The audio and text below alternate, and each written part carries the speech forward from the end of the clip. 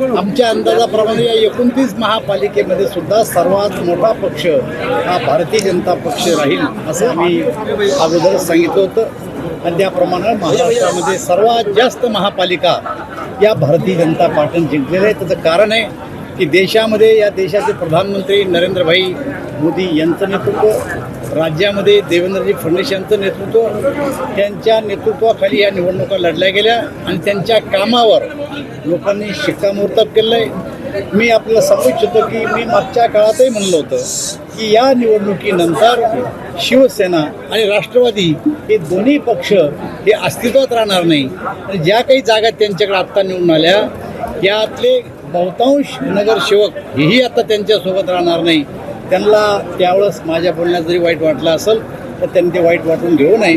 माझं मत आहे की हा विजय भारतीय जनता पार्टीचा विजय आहे, हा भारतीय जनता पार्टीच्या कार्यकर्त्यांचा विजय आहे। आम्ही सर्वप्रथम आता या सर्व आमच्या मतदाराचं अभिनंदन करतो, त्यांचे आभार व्यक्त करतो।